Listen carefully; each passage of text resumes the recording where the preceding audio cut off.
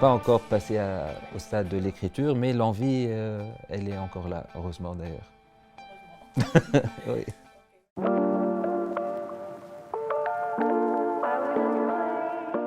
Bah, déjà à l'écriture, je ne me suis pas placé en termes de genre. J'avais le personnage de Rafiq à suivre, à raconter son parcours. Et plus que son parcours, c'est une question d'obsession, cette idée de pouvoir voler et surtout de le montrer à son fils. Donc je me suis laissé presque surprendre à côtoyer plusieurs genres dans le même film. Donc, ça n'a pas été très conscient de ma part.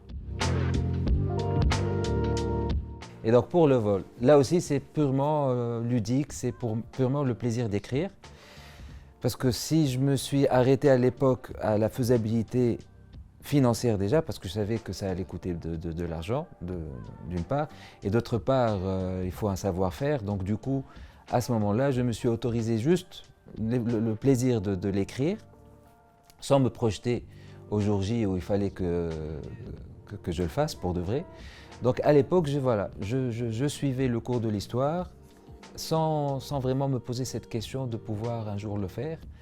Et bien sûr, après, il a fallu que je me renseigne, il a fallu que je m'entoure de gens qui sont qualifiés pour m'aider et m'expliquer comment on allait faire cette histoire de vol, techniquement parlant. Oui, là malheureusement, ça fait un bon moment que je rêve plus que je vole. Mais oui, à l'époque, c'est vrai. Et c'était un flottement, c'est-à-dire que je me voyais plutôt flotter dans les airs, je changeais de décor, comme dans tous les rêves, comme Rafiq, mais comme dans tous les rêves, c'est-à-dire qu'on change de décor à un autre sans vraiment, sans logique, c'est quelque chose de plutôt absurde.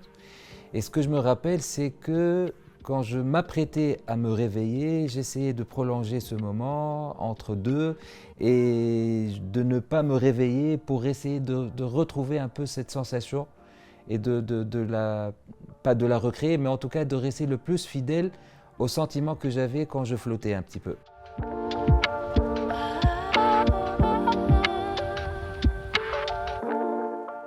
Bah, c'était au montage qu'on a finalement fait des choix. Mais au début, c'était un peu dans sa tête, c'est vrai. Et en même temps, comme on voyait qu'il avait des spasmes, qu'il est parcouru de crises de panique ou de crises d'angoisse, chacun, je ne sais pas, je ne pourrais pas faire la différence, mais sûrement qu'il y en a. Mais en tout cas, ces crises avec ces spasmes, de ce que je sais, c'est que parfois, et ça c'est une réalité, à force d'angoisse, notre corps peut avoir cette sensation, pas de léviter, mais comme on peut l'appeler comme une sortie de corps. Donc c'était parti de là, c'est-à-dire que le corps de Rafiq au début du film faisait comme une sorte d'appel et il essayait de résister. Et comme encore une fois Rafiq c'est pas un intellectuel qui peut exprimer avec des mots ce qu'il ressent, donc il a sûrement essayé de résister à cet appel et son corps s'est libéré de cette résistance en volant. Donc par rapport au tournage, donc forcément on a essayé de ponctuer l'idée pour qu'on ne révèle pas qu'au final c'est une réalité, jouer un petit peu au mystère. Et puis généralement ce que j'ai remarqué dans le cinéma d'auteur, quand on côtoie un peu le surnaturel, parfois il y a une petite frustration vers la fin du film où on dit que finalement c'était dans sa tête ou c'était un schizophrène. C'est-à-dire on apporte toujours des réponses pragmatiques au surnaturel qu'on a fait. Puisque généralement dans les films d'auteur, c'est toujours le contexte réaliste et on doit s'y maintenir.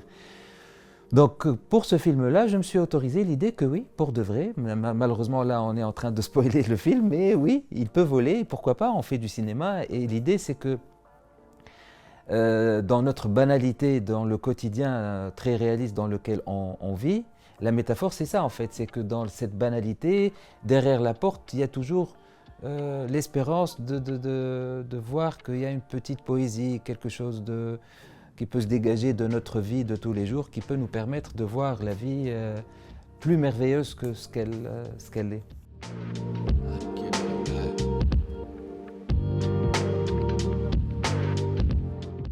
Bon, j'ai pas choisi Majd pour qu'il gagne notre prix. Bon, il y a toujours de l'espoir, mais c'était pas notre but premier. Déjà, il était au courant, bien avant, qu'il allait incarner le rôle de Rafir. Il n'y avait pas de doute, il n'y avait vraiment pas de doute sur le choix de Majd.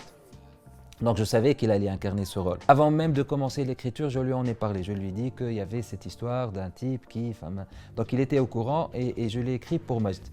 Pour plein de raisons, mais pour moi, l'une de ces raisons, c'était de faire le pont entre Nhabak Hedi et ce film-là, puisqu'il y a pas mal de similitudes, même si ce n'est pas le même traitement cinématographique.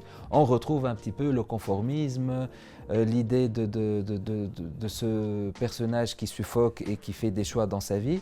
Donc autant Hedi, c'était dans cette bienveillance, c'était une personnalité douce, tranquille, qui ne faisait pas sa révolte dans cette violence. Autant là, en reprenant Majd Mastoura pour incarner le rôle de Rafir, je voyais qu'il y avait une continuité dans une forme un peu plus radicale, où justement là, il n'a plus la patience ou la diplomatie de Hedi et que cette révolte allait être plus comme un élan, quelque chose de pulsionnel, quelque chose d'instinctif. Et il va libérer cette colère que Hedi ne pouvait pas peut-être la libérer.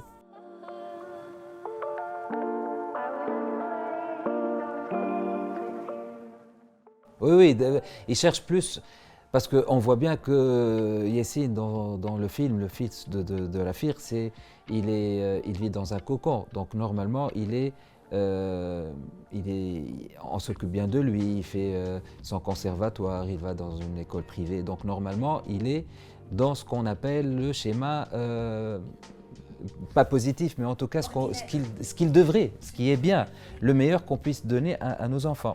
Et l'intervention justement de Rafir avec cette violence de kidnapping au début à l'école et tout, c'est pour lui donner tout ce qu'il peut ne pas avoir la chance de voir dans ce cocon familial avec ses beaux-parents, avec ses grands-parents. Il va lui insuffler une sorte de fantaisie, une sorte de folie. Lui donner cette idée que dans la vie, eh ben, il y a toujours une possibilité de s'extraire, de rompre ces liens et de vivre quelque chose de plus radical.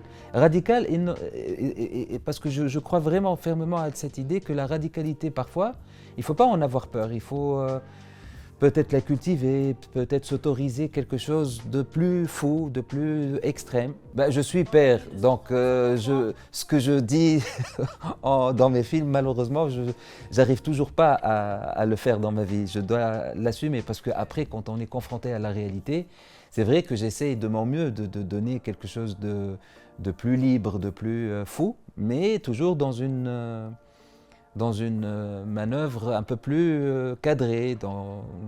On vit dans un environnement, donc moi aussi j'ai mes limites et moi aussi je ne dis pas que j'ai toutes les clés. Donc moi aussi sûrement je dois faire des erreurs en voulant faire le mieux en tant que père.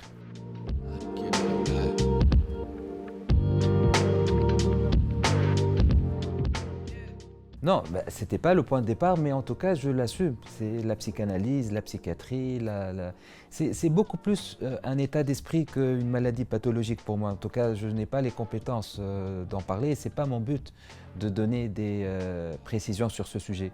Mais de ce que j'ai remarqué autour de moi, c'est que si on n'arrive pas à se contraindre à ce moule dans lequel on est, eh ben, on se sent pas à sa place. Donc du coup, dès qu'on commence à ne pas se sentir bien, les solutions sont tout de suite données, les solutions cliniques du moins, sont tout de suite données parce que voilà, par exemple, on parle de plus en plus de dépression, d'angoisse que 10 ans en arrière. Je ne dis pas que 10 ans en arrière on était mieux, mais en tout cas c'est un constat par rapport à cette époque où on n'arrive pas à vraiment savoir ce qui cloche, on n'arrive pas à nommer le mal qui nous ronge, parce que ce n'est pas une question que d'argent, ou ce n'est pas une question que d'épanouissement professionnel, ou ce n'est pas une question d'être bien ou pas dans un couple. C'est quelque chose d'insidieux qu'on n'arrive pas à nommer. Donc parfois, c'est le recours aux médicaments, ou le recours à la psychiatrie, ou à la psychanalyse, ou peu importe, peut être un peu peut-être systématique, peut-être. Je ne peux pas non plus généraliser.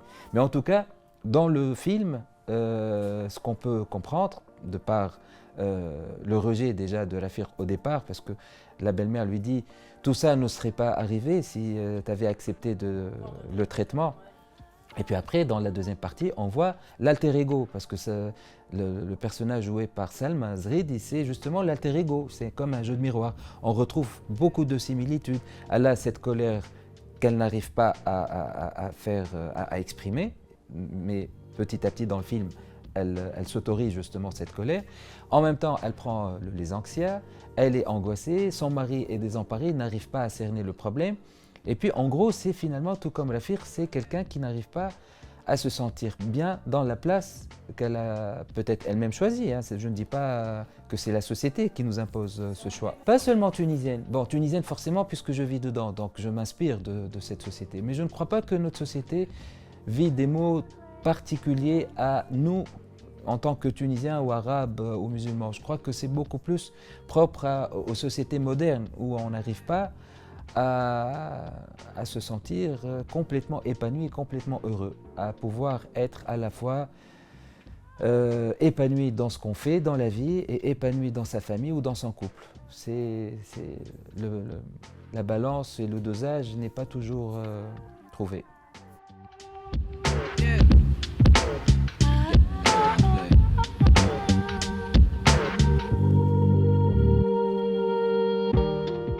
Non, non, c'est une volonté. C'est pas pour surfer sur n'importe quelle vague, c'est pas du tout mon but. Et je ne crois pas que ce soit parce que je suis un homme, donc j'ai une solidarité masculine à défendre. C'est pas ça. C'est ma curiosité qui m'a porté sur ce terrain, où je vois que il y a cette fragilité, je la vois partout. C'est-à-dire que même dans les clichés qui sont tout le temps repris par rapport à la paresse, à la lâcheté, aux jeunes qui ne travaillent pas, qui passent la journée au café. Il y a ce côté, c'est une réalité, je ne dis pas que ça n'existe pas, mais ce qui m'intéresse, c'est de savoir pourquoi on en est arrivé là. Pourquoi justement le jeune n'a plus aucune... ils perdent de plus en plus goût à la vie et au lieu d'aller, par exemple, quand je vois, encore une fois, je déteste les généralités, mais je vois que les femmes, d'une façon générale, elles sont plus dans un truc vital. De travailler, de gain d'argent, de comment dépenser l'argent, d'avoir des enfants, de bien les élever. Je vois qu'elles sont beaucoup plus ancrées dans un truc matériel et c'est pas et c'est en jugement que je le dis, c'est-à-dire qu'elles sont vraiment terriennes, quelque chose de bien ancré et qu'elles essayent d'allier. Parce que c'est pas évident d'être une mère, une épouse, une maman et avoir une carrière. Donc c'est très compliqué aussi pour la femme. Et puis dans ce schéma, je vois que le père ou le mari ou l'homme d'une façon générale ne trouve pas forcément une place. Donc peut-être qu'il a manqué de combat. La femme, finalement, c'était bien d'avoir ses contraintes parce que ça lui a donné une raison de résister à ça. L'homme, je trouve qu'il voilà, il est un peu démissionnaire. Il y a quelque chose qui est cassé en lui et c'est ça qui m'intéresse. C'est pour ça que j'essaie de comprendre. En posant des questions, j'ai malheureusement pas de réponse. Pour le moment, c'est juste dans ma tête, justement. Je ne suis pas encore passé au stade de l'écriture, mais l'envie, elle est encore là, heureusement d'ailleurs. Oui.